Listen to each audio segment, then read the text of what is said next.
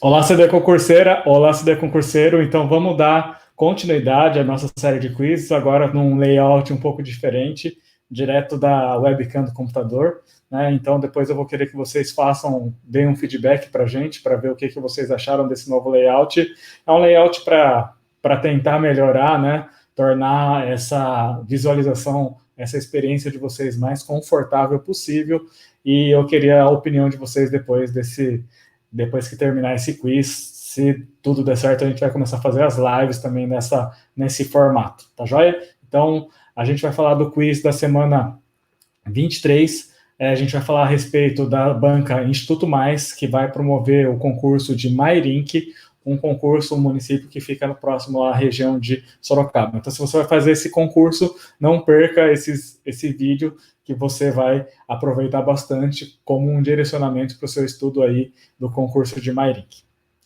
Então, vamos lá. Deixa eu ficar um pouquinho menor e facilitar aqui.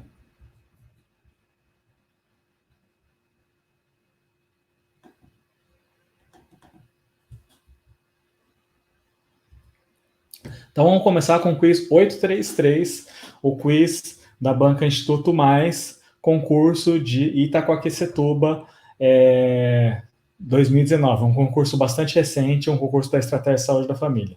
Em relação aos níveis de prevenção, o tratamento restaurador enquadra-se em que nível? Esse é um tipo de pergunta que é muito questionado em praticamente todas as bancas do nosso país, porque esse assunto, níveis de prevenção de Livre Clark, é um assunto muito perguntado, bastante perguntado, e que, se a gente não relembra, a gente acaba esquecendo. Não é uma pergunta difícil, é uma pergunta que geralmente são perguntas simples. Uma pessoa, um CD concurseiro não pode perder uma questão dessa, porque vira e mexe a gente acaba abordando questões que envolvem esse assunto, que são os níveis de prevenção de Livre Clark, que é um assunto já bastante antigo e bastante batido em provas de concursos de odontologia. Então, alternativa A, limitação do dano. Alternativa B, diagnóstico precoce. Alternativa C, proteção específica. Alternativa D, promoção de saúde. Quando a gente fala do tratamento restaurador, a gente está falando do tratamento restaurador em relação ao quê? Em relação ao tratamento da cárie dentária. Quando a gente pega esses níveis de prevenção, geralmente as perguntas de concursos vão se referir aos níveis de prevenção em relação à cárie dentária. Isso é um detalhe bastante importante. Quando a gente pega a promoção de saúde, esses níveis de promoção, quando é o primeiro nível de promoção, que é justamente a promoção de saúde. Promoção de saúde não tá abordando especificamente a doença, a gente está falando de melhora das condições de saúde em geral do nosso paciente, da nossa população como um todo. Então, que tipo de programa é esse programa que promove promoção de saúde? Por exemplo, o programa Bolsa Família, que melhora as condições socioeconômicas da nossa população e, consequentemente, vai melhorar. Quando melhora a parte econômica, melhora as questões de saúde também. Então, são melhoras em âmbito geral, em âmbito sistêmico, assim que a gente fala. Já o segundo nível de prevenção de Livre Clark vai se referir à proteção específica. Ainda não se desenvolveu doença, mas esse tipo de tratamento vai promover justamente proteções específicas contra determinadas doenças. Por exemplo, fluoretação das águas de abastecimento. Isso vai fazer com que haja uma proteção específica em relação à cárie dentária, a essa política de fluoretação das águas de abastecimento. Dá um outro exemplo, Darcy, em relação à proteção específica. As vacinas, de uma forma geral, as vacinas são proteções específicas contra determinadas doenças. Então, tem vacinas contra a influenza, que está uma campanha vigente. Se Deus quiser, o quanto antes a gente vai ter uma vacina contra o Covid-19, e a gente está esperando muito isso, né? Claro que provavelmente não vai ser imediato, mas a gente espera que seja o mais rápido possível para a gente voltar a ter a nossa vida normal. E então essas vacinas são nada mais do que programas de proteção específica. Já quando a gente fala de diagnóstico precoce e tratamento imediato, diagnóstico precoce em relação à cárie dentária, a gente pode fazer diagnóstico quando ainda não houve cavitação, quando a gente nota a presença de manchas brancas. E aí essa presença de mancha branca pode fazer com que a gente faça uma intervenção imediata através da aplicação tópica de flúor, que pode ser bastante intensiva, através do uso de géis fluoretados, através de vernizes fluoretados. Então a gente pode usar esse tipo de tratamento. E a limitação do dano propriamente dita é geralmente o que a gente faz tratando o paciente, a gente sentado no mocho, o paciente sentado no nosso equipo. Então, tratamentos restauradores, tratamentos periodontais, tratamentos endodônticos, tratamentos de exodontia, de uma forma geral, são enquadrados no 4º nível de prevenção de Livre-Clark ou apenas limitação do dano. Já a única situação em que a gente vai reabilitar o paciente, que nem foi alvo dessa questão aqui, nesse quiz, é a reabilitação. E a reabilitação é nas situações em que a gente vai promover a confecção de próteses totais ou mesmo protocolos de implantodontia quando o paciente é desdentado total. Então vamos fazer uma revisão em relação aos níveis de prevenção. O que são esses níveis de prevenção? Nada mais do que barreiras que acontecem em distintas etapas do ciclo evolutivo da doença. Por isso que eu vou colocar as 2 primeiras, que a gente chama de nível pré-patogênese, antes mesmo do desenvolvimento da doença. Então, quando a gente faz programas de promoção de saúde, programas de proteção específica, o paciente ainda não desenvolveu doença propriamente dita. Já o que está em amarelo, diagnóstico precoce, tratamento imediato e limitação do dano, já existe uma doença instalada. E na 3ª fase, esse diagnóstico vai ser anterior, precoce, e o tratamento menos invasivo possível, e já na limitação do dano a gente vai praticamente atuar no caso da cárie dentária, nos dentes do nosso paciente. E por sua vez, o 5º nível, que está em vermelho, a reabilitação, são restritos aos casos de reabilitação através de próteses totais ou mesmo próteses e implantes suportados. Então essa foi uma revisão rápida em relação aos níveis de prevenção de Livre-Clark, e é bastante importante que você lembre isso, porque vira e mexe são alvos de questões de concursos, não só do Instituto Mais, mas outras bancas também gostam bastante desse tipo de pergunta. Agora a gente vai para o quiz 834, também da banca Instituto Mais. E Itacoaquecetuba também, concurso do ano passado, concurso da Estratégia de Saúde da Família.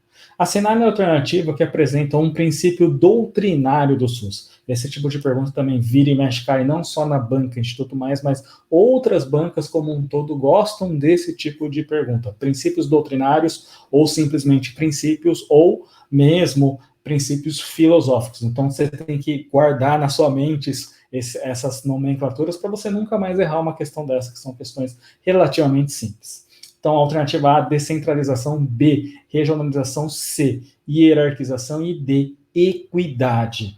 Dentro dos princípios doutrinários, a gente tem 3 principais. Universalidade, saúde para todos; equidade é um princípio de justiça social, quem tem mais necessidade tem prioridade; e integralidade é o tratamento do paciente como um todo, desde os problemas mais simples até os problemas mais complexos. E temos os princípios organizativos ou diretrizes, como o SUS deve funcionar. Então, descentralização, regionalização, hierarquização, todas essas 3 alternativas anteriores. Né? Então, a gente sabe que o gabarito é a equidade, que a gente falou, os 3 primeiros, né? Universalidade, equidade e integralidade. Esses 3 primeiros, A, B, C e D, nada mais são do que princípios organizativos ou apenas diretrizes, que a gente chama. Essas são diretrizes clássicas. Lembrando que na nova PNAB de 2017, o Ministério da Saúde inclui um monte de outras diretrizes essas com íntima relação em relação à estratégia de saúde da família. Então isso é bastante importante que você relembre, porque essas diretrizes da estratégia da saúde da família foram inseridas, que são centralização do cuidado, coordenação do cuidado, longitudinalidade, o cuidado centrado na pessoa, a descrição do território, a territorialização, tudo isso são diretrizes que têm uma íntima relação com a estratégia de saúde da família. Então, quando a gente tem perguntas da nova Política Nacional de Atenção Básica, pode ser questionado essas novas diretrizes, não essas diretrizes clássicas, que também são conhecidas como princípios organizativos. Mas nessa questão que a gente acabou de abordar, não se falou nada de princípios organizativos e nem diretrizes, e sim princípios doutrinários, o que é a filosofia do SUS. E a equidade, por sua vez, eu gosto muito dessa figura, já que a gente fala, né, que igualdade não significa justiça. Então, por exemplo, se a gente tivesse o princípio da igualdade, todos teriam o direito de ser tratados naquele momento com prioridade. E a gente sabe que, muitas vezes, existe uma íntima relação entre o nível socioeconômico e o nível de saúde. Claro que quanto menos favorecido a população é socioeconomicamente, ela tem mais necessidade, então, consequentemente, ela necessita de maior prioridade. Então, esse foi o quiz 834, um assunto muito importante. É um assunto não só importante em relação a essas questões, mas se você entende com uma profundidade bastante importante princípios doutrinários, princípios organizativos, fica muito mais fácil também o estudo em relação a toda a saúde pública como um todo. Então, você tem que memorizar, você tem que entender esses princípios doutrinários, princípios organizativos, para que o entendimento da saúde pública, o estudo da saúde pública também seja facilitado. Então, agora a gente vai para o quiz 835.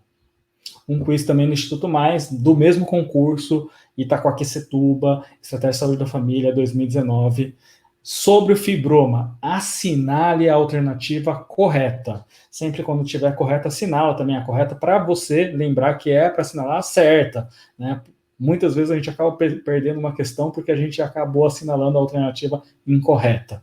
Então, é um tumor característico das glândulas salivares, alternativa A. B, o fibroma de irritação é tratado pela excisão cirúrgica conservadora. C, é um tumor maligno com grandes casos de recidiva. E D, tem origem odontogênica. É uma questão simples. Fibroma, quando a gente fala de fibroma, é considerado o tumor de boca, o tumor de tecido mole mais comum.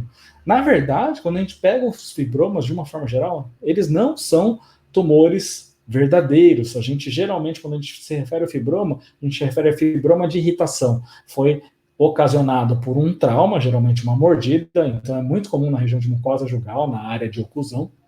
E esse trauma de mordida promoveu a formação de uma hiperplasia, um tecido hiperplásico, e quando esse estímulo traumático ele é removido, aquele tecido na cicatrização não volta ao tamanho, retorna ao tamanho normal, fica naquele tamanho de fibroma e, consequentemente, essa lesão tem que ser feita alguma coisa, ela não vai regredir espontaneamente. Então, o tratamento, nesse caso, indicado dos fibromas é a excisão cirúrgica conservadora, com pouca chance de recidiva, desde que o paciente não morda mais, não traumatize aquela região.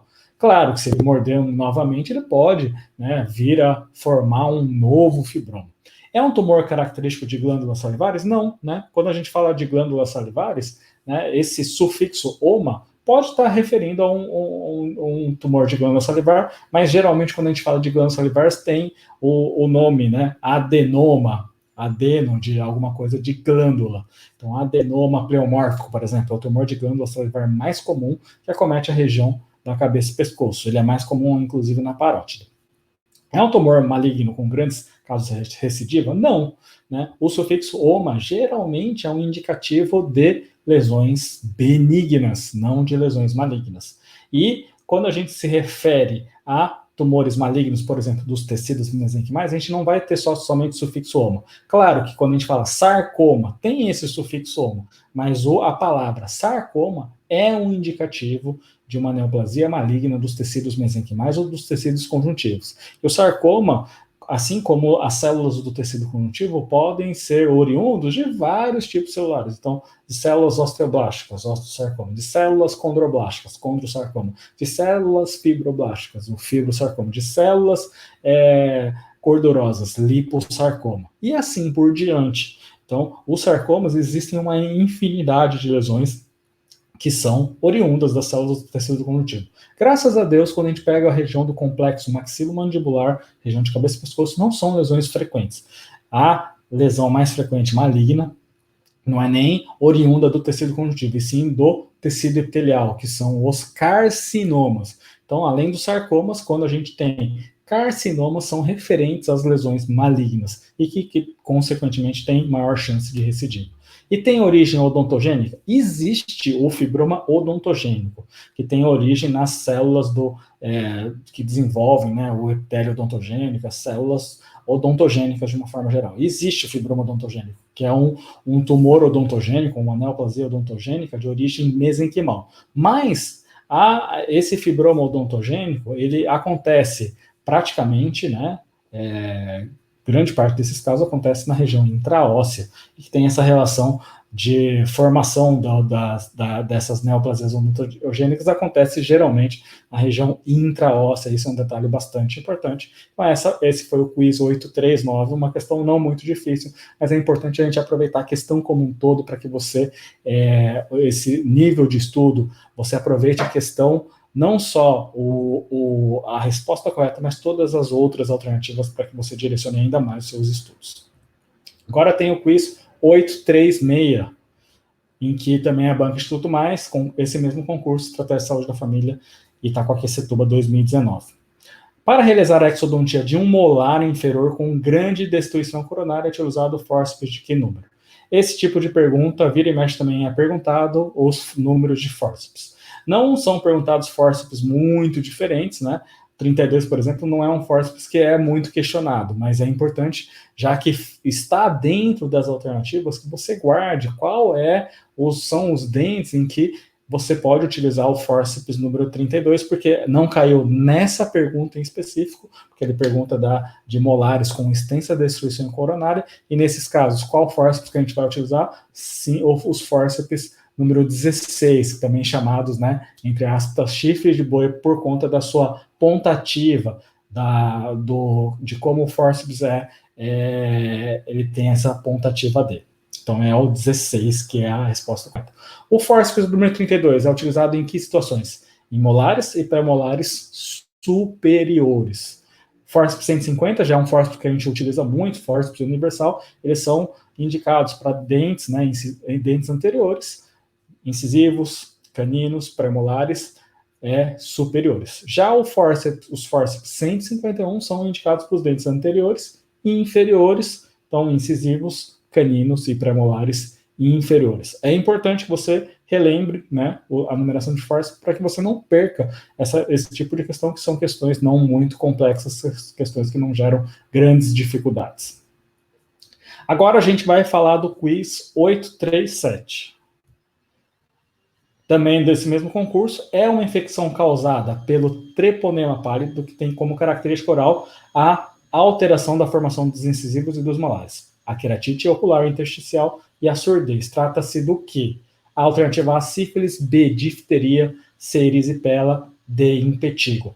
Claro que essa pergunta é uma pergunta bem simples, né? Não é uma pergunta que gera grandes dificuldades. Sífilis é um assunto também muito cobrado em bancas como um todo. A Banca Instituto Mais gosta de questões de sífilis, então se você vai prestar concurso da Banca Instituto Mais, lembre de estudar sífilis com bastante profundidade, não só a sífilis congênita, que foi descrita nessa questão, falando das alterações dentárias da sífilis, os dentes de Hutchinson, incisivos, inchado de fenda, molares em amora, mas também as queratites intersticiais, né, alterações oculares ou oftalmológicas, e surdez por acometimento do oitavo par craniano. Então, você que vai prestar esse concurso da Banca Instituto Mais, é importante que você saiba esse tema sífilis com bastante profundidade. Então, sífilis primária é cancro, sífilis secundária é placa mucosa, sífilis terciária, goma sifilítica.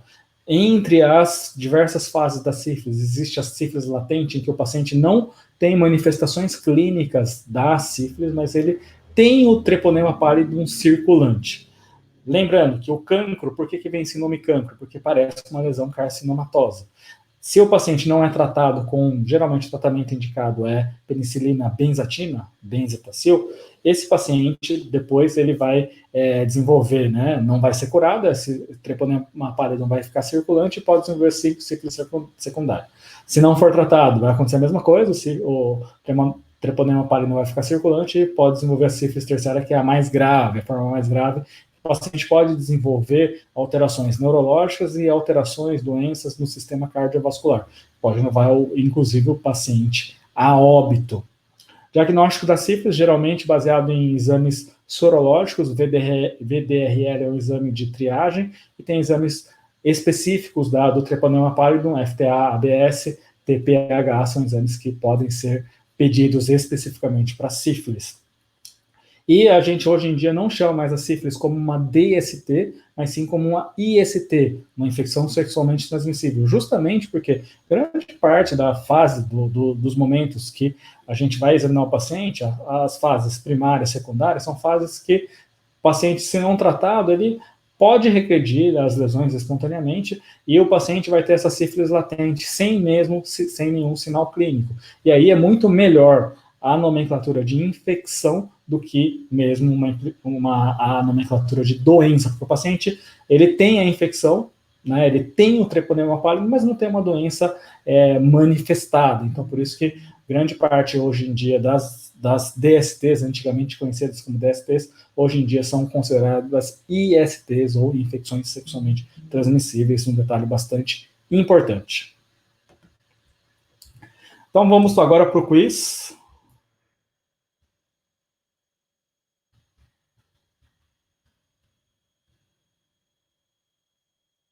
Quiz 839, né? Só um momento, porque na verdade aqui a gente está olhando outro, né? Na outra tela, então desculpa, na verdade, quando a gente está olhando a outra tela, é que a outra tela está aqui do meu lado. Então, quiz 838, na verdade. A gente falou de 837, agora o quiz 838. Sobre o Sistema Único de Saúde, SUS, assinale a alternativa correta. A direção do SUS será exercida no âmbito da União pela Secretaria de Saúde, então lembrando que é a alternativa correta. Alternativa B, no nível municipal, o SUS poderá organizar-se em distritos de forma a integrar e articular recursos, técnicas e práticas voltadas para a cobertura total das ações de saúde. C, a iniciativa privada não poderá participar do SUS mesmo em caráter complementar. E D, a identificação e divulgação dos fatores condicionantes e determinantes da saúde não constitui um objetivo do SUS. Aqui envolveu vários artigos da Lei 8080, é uma legislação muito importante. Quando tem questões da Lei 8080, o Instituto Mais não costuma ser muito rigoroso em relação a essas questões, não são questões com grande dificuldade. Aqui a gente conseguiria ir por eliminação, porque a alternativa A direção do SUS será exercida no âmbito da União pela Secretaria de Saúde? Não, no âmbito da União, quem que exerce a direção do SUS? O Ministério da Saúde, a Secretaria Estadual de Saúde ou Secretaria Municipal de Saúde vão gerenciar, né, vão exercer a direção no âmbito estadual e âmbito municipal, respectivamente. Alternativa C, a iniciativa privada não poderá participar do SUS mesmo em caráter complementar? Ao contrário, a iniciativa privada pode sim participar do SUS de forma complementar. E a alternativa D, a identificação e divulgação dos fatores condicionantes e determinantes da saúde não constitui um objetivo do SUS. Não, ele é um objetivo do SUS, sim. O artigo 5º da Lei 8080, muito importante, artigo muito questionado e em grande número de bancas é questionado esse tipo de pergunta. Então, aqui é um adendo bastante importante, se você vai estudar, vai fazer o concurso de Marinha, que é importante você saber ler 8080 de uma forma geral, e aí você consegue ir eliminando alternativas baseado nessas questões. Então, a alternativa correta é no nível municipal, o SUS poderá organizar-se em distritos de forma a integrar e articular recursos, técnicas e práticas voltadas para a cobertura total das ações de saúde. Por exemplo, São Paulo. São Paulo se organiza em distritos, né? Subprefeituras, porque São Paulo é um município muito grande, então eu, por exemplo, trabalho na subprefeitura, no distrito do Itaim Paulista, que é a zona leste de São Paulo, e São Paulo está todo organizado em subprefeituras para que haja uma descentralização ainda maior desse poder e quem está mais próximo do problema consiga resolver de forma mais assertiva. Então, a questão é a diretriz da descentralização realmente sendo colocado em prática no município de São Paulo, que é um município muito grande.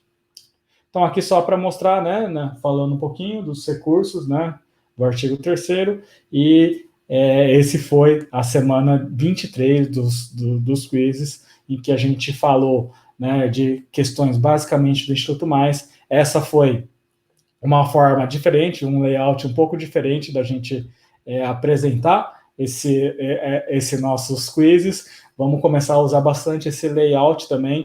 Vamos sempre melhorar, vamos fazer live com esse layout também. Esse layout permite, por exemplo, convidar outros professores, então a gente vai começar a utilizar um pouco, bastante esse aplicativo para que possamos oferecer para você os melhores conteúdos, com conteúdos diferenciados para que você direcione os seus estudos nos concursos de uma forma geral. Não só agora na época de pandemia, mas daqui para frente, né, que você que vem acompanhando a gente possa fazer esse tipo de acompanhamento e consumir os nossos conteúdos da melhor forma possível. Então, até amanhã, amanhã tem Superclass número 35. Não percam Superclass 35. Um abraço.